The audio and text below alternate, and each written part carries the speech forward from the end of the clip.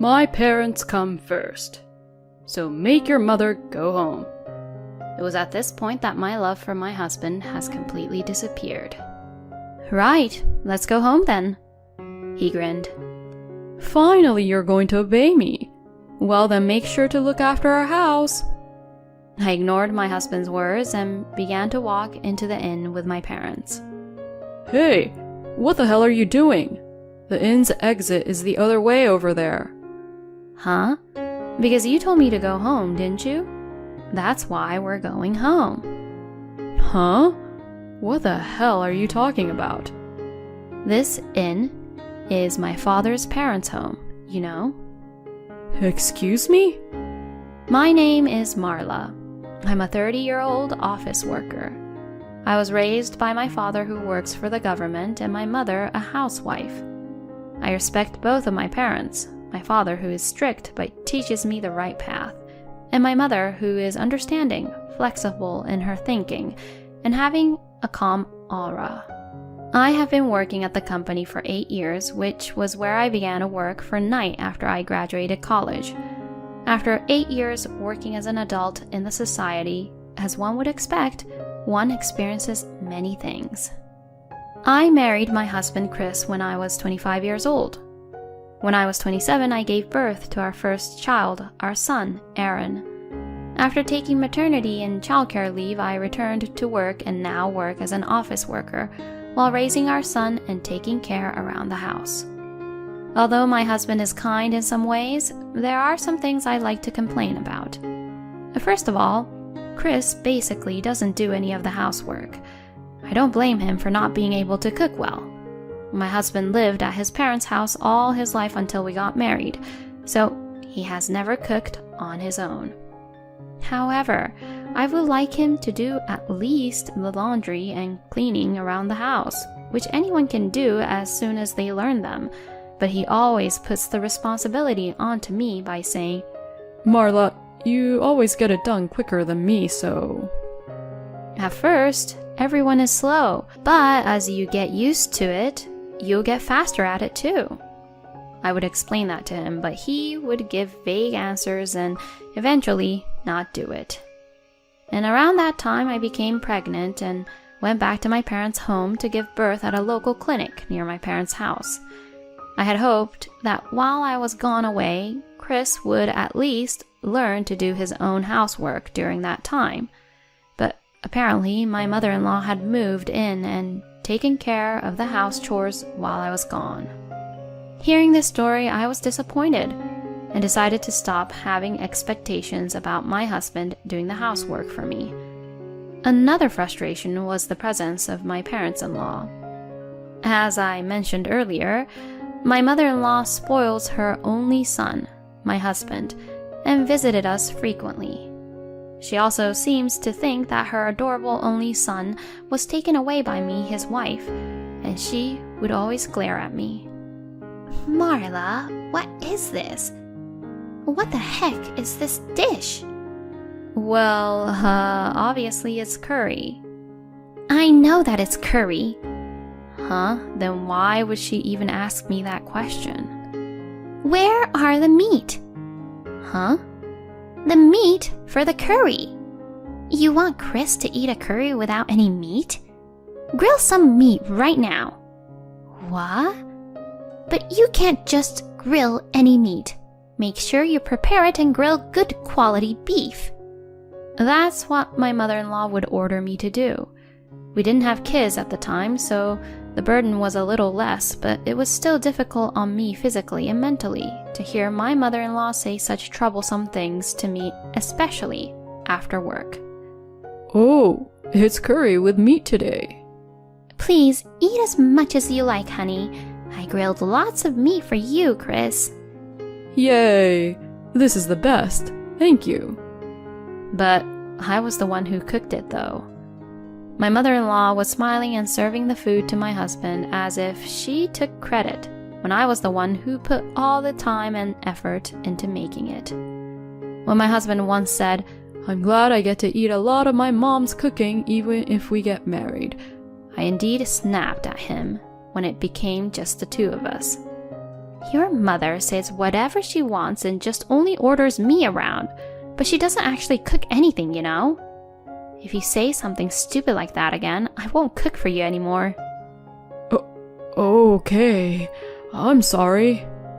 For my husband, he seemed to think that I suddenly snapped at him and was quite surprised at that time.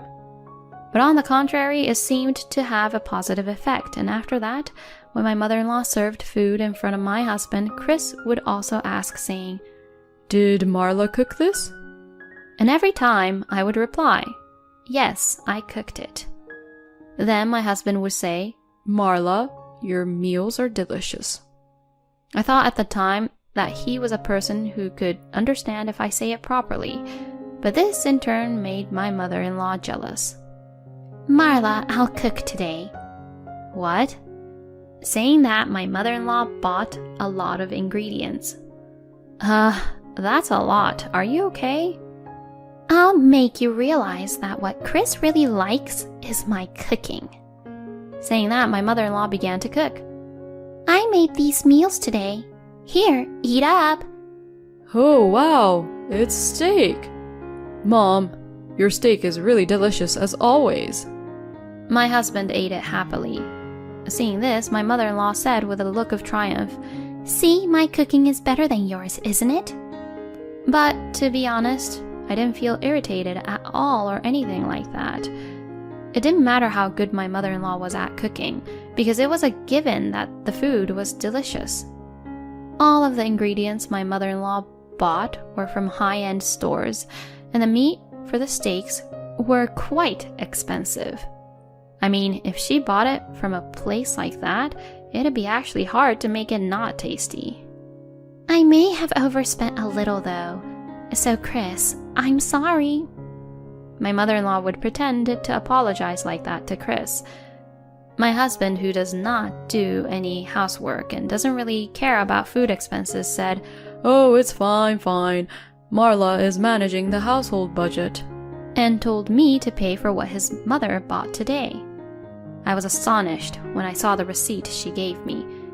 It had cost $200 for just one meal.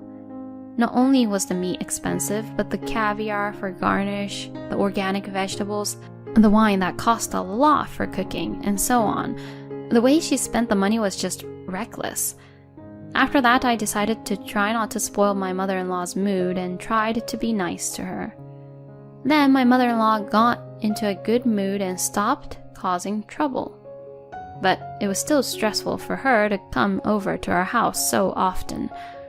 Later, after the birth of my son, not only my mother-in-law but also my father-in-law decided to come to visit us frequently too.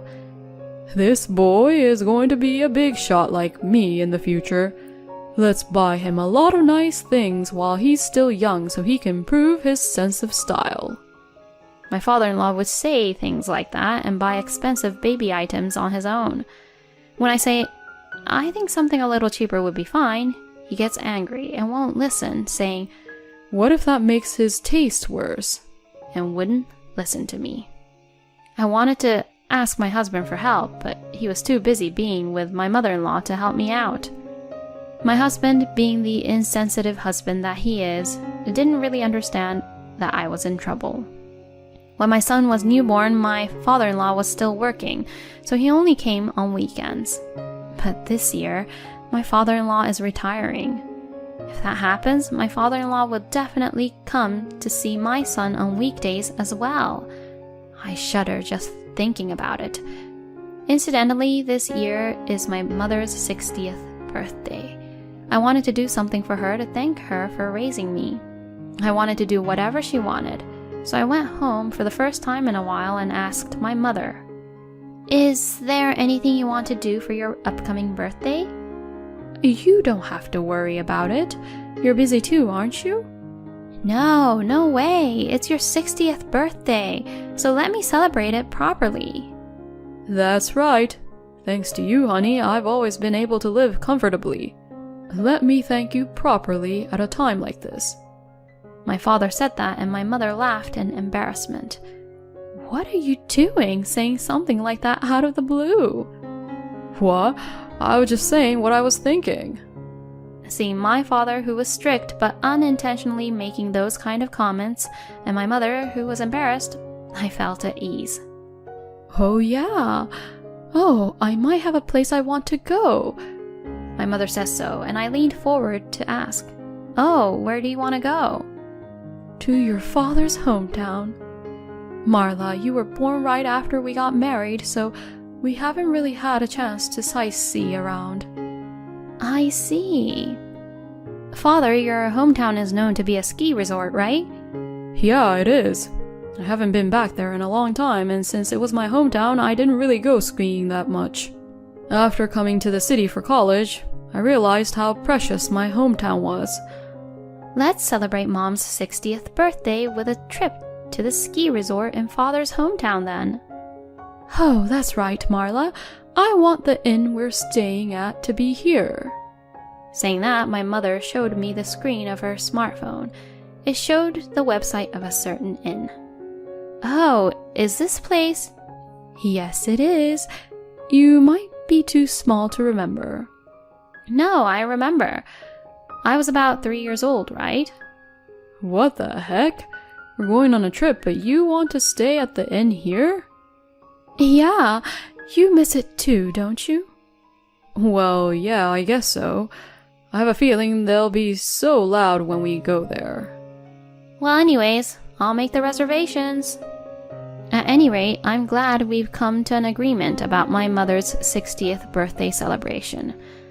I'm going on a trip to a ski resort with my family for my mother's birthday in a month.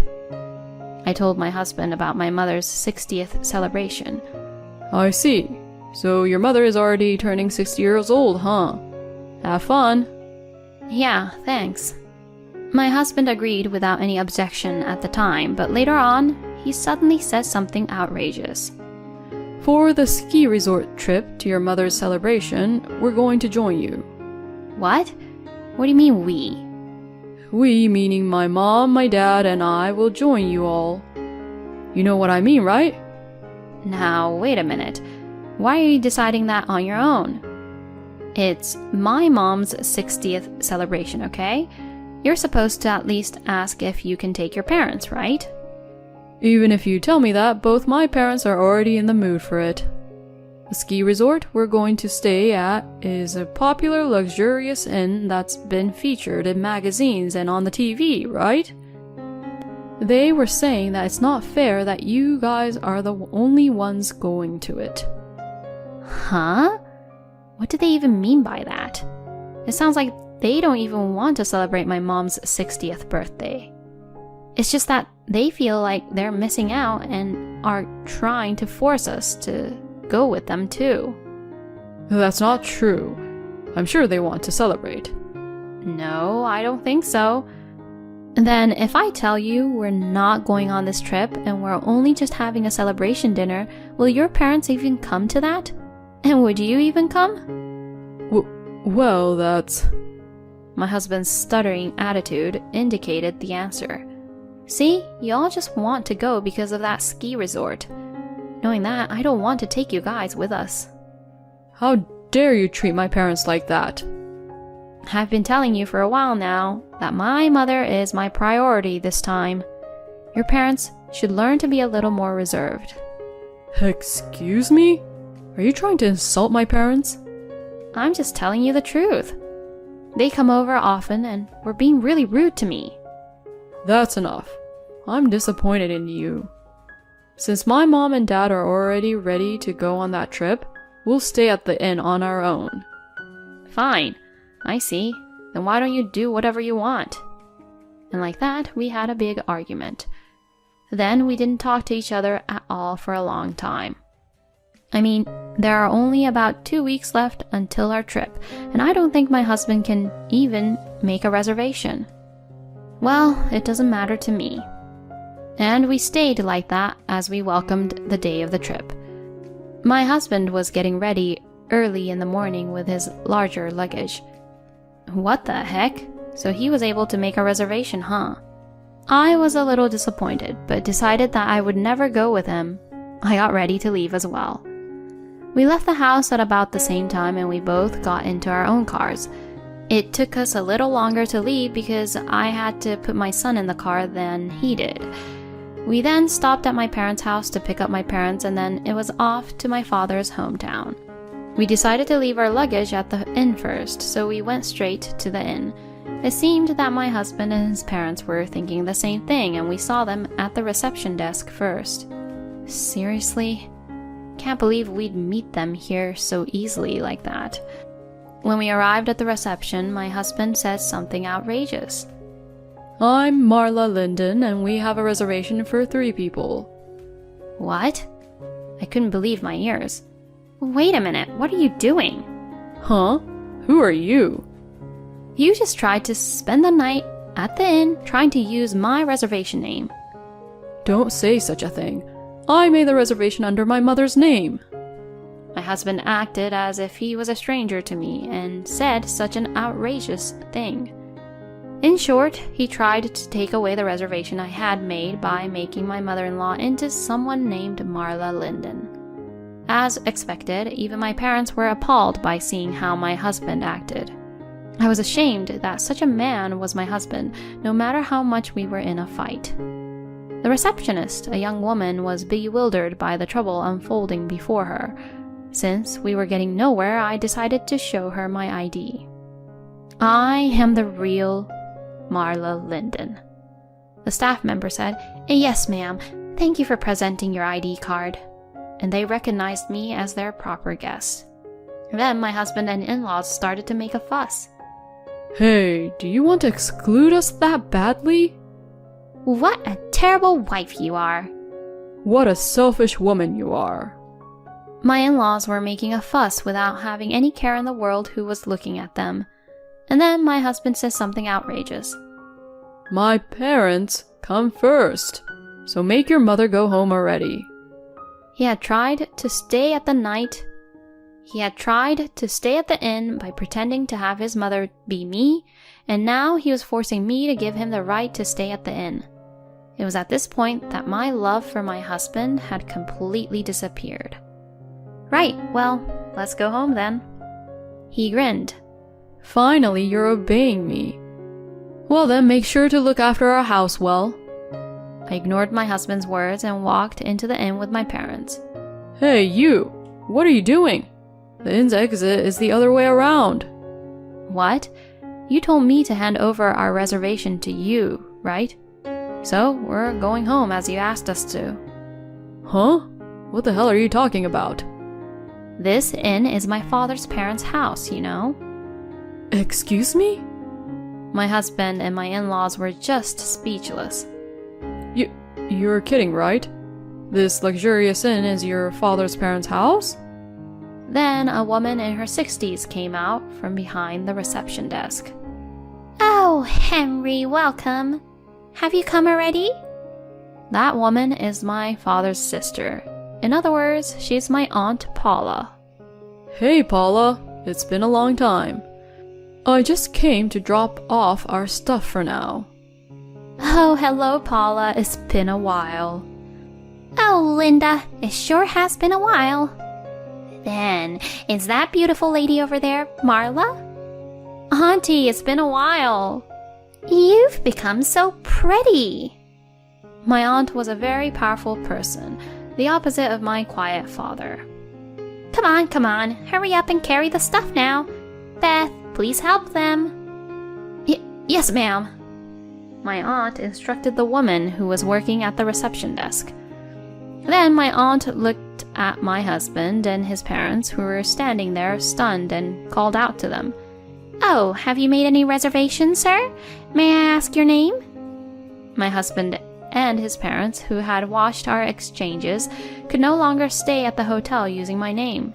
But my parents-in-law didn't care.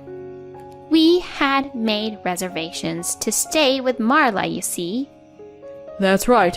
There should have been a reservation for 6 people. I can't believe my parents-in-law would say such things like that. Then my husband started to get in on it too. That's right. And yet, we were told that the reservation was only for 3 people. Isn't that strange? It was your mistake, wasn't it? Shouldn't you have prepared a room for us somehow? It was beyond the disappointment I had for them. They were just doing too much. My father was clenching his fists and was about to snap. Then my aunt stood in front of my husband and his parents and began to apologize. I am very sorry that this was so unpleasant to you all. However, in order to provide the best hospitality, our inn can only accommodate a maximum of 3 people in any room. Therefore, I think that the statement that there should have been a reservation for 6 people is incorrect, sir. My parents-in-law and my husband's faces turned pale. If you are still not convinced by this, I have the recorded data of the voice call when Marla Linden made the reservation. So, if you don't mind, I can check that too if you like. When my aunt said this with a dignified expression, my parents-in-law and my husband flinched and said, We might be mistaken, and left right away. Oh, Auntie, you're cool.